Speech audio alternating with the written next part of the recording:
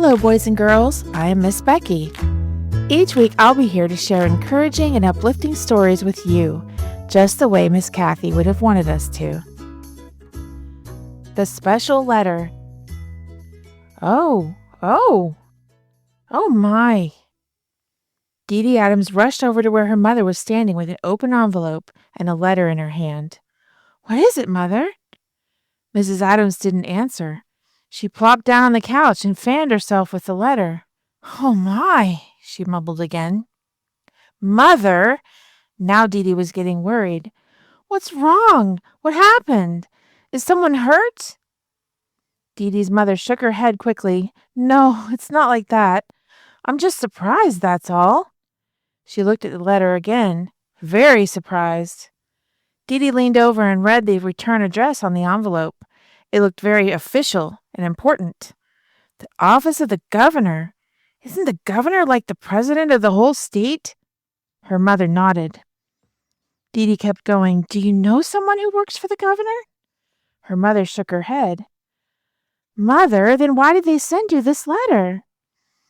Mrs. Adams took a deep breath. It's an invitation to a special dinner with the governor. DeeDee's mouth fell open. Why is the governor inviting you? Her mother looked at the letter again. I guess it's kind of a long story. Do you want to hear it? DeeDee nodded. Well, then come help me wash the dishes. I'm too excited to just sit here. As the sink filled with soapy water, Mrs. Adams began. When I was about your age, DeeDee, my family moved to this area.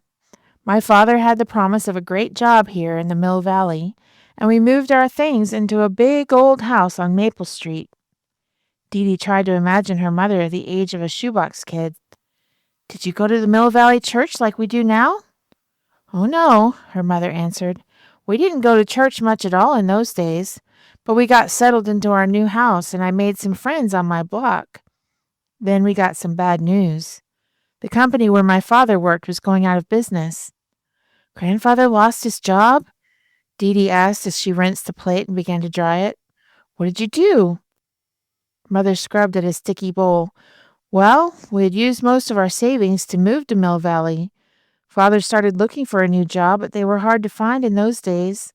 I wore mended clothes instead of new ones that year when I started school. But even with all we could do to save money, before many weeks went by, we began to run out of it. My parents started talking about moving out of our house, but we really had nowhere to go. DeeDee almost dropped the bowl as her mother handed it to her. How did Grandmother buy food? She asked. Mrs. Adams pushed the scrub brush into a glass. She didn't. We had beans and bread until all of that was gone too. I still remember the night we had no food left for supper at all. She stopped scrubbing and stared blankly for a moment. Mother, what happened? DeeDee was so wrapped up in the story she forgot to rinse. Did you go down to the soup kitchen? Mother shook her head as if to chase away bad memories. There was no soup kitchen in those days. We were sitting together at the table, staring at our empty plates, when the doorbell rang. It was one of the Dodsons, our neighbors from down the street. We just felt the urge to be neighborly, they told us. Each of them was carrying a big dish of food. DeeDee was amazed. And they didn't even know you were hungry? Why did they do it? Her mother just smiled. Later, they said God had impressed them to bring the food to us. That week, Mr. Dodson helped your grandfather find a temporary job. And with the food that they and the church friends dropped off for us, we kept going until Father found a good job again, even better than the one he lost. Wait a minute, DeeDee said. Is that when you started going to the Mill Valley Church? You guessed it, her mother said. My parents were impressed with the caring friendliness of the Dodsons and their church friends. By following God's commandment to love one another, the Dodsons were able to tell my parents about God. They decided if that's what God's followers were like, they needed to know more. They went to church and studied and decided they wanted to follow God too. DeeDee almost dropped her towel into the sink. Is that nice Mrs. Dodson who sits near the front of the church the same person? Yes, she is, Mrs. Adams answered, and she's still one of my favorite people in the whole world. For a few minutes, the only sound was the clinking of the dishes as they both thought about the story. A few years ago, I started working with other people in Mill Valley to open a soup kitchen for the hungry and a shelter for the homeless. Because you were hungry once, DeeDee said, and nearly homeless. And because I remember what a difference it made that someone cared and helped us. And I remember how that helped lead my family to God. And it's my ministry, my way of telling others about God and His love. Then DeeDee remembered, what does all this have to do with the letter from the governor? Her mother turned a little red. Someone from Mill Valley told the governor's office about my work for the homeless and hungry in our community. The governor gives out special awards every year to a few people who help make their towns a better place. The letter is an invitation to a special award dinner with the governor.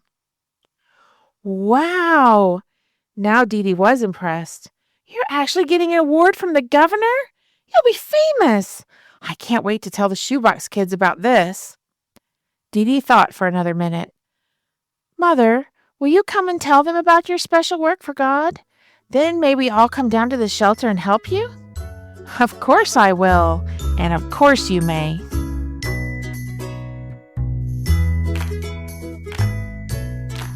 The story you have heard today is from the Shoebox Kids Bible Stories, written by Jerry D. Thomas and used with permission from the Pacific Press Publishing Association. If you're interested in any other books published by the Seventh-day Adventist Church, please visit AdventistBookCenter.com or call 1-800-765-6955.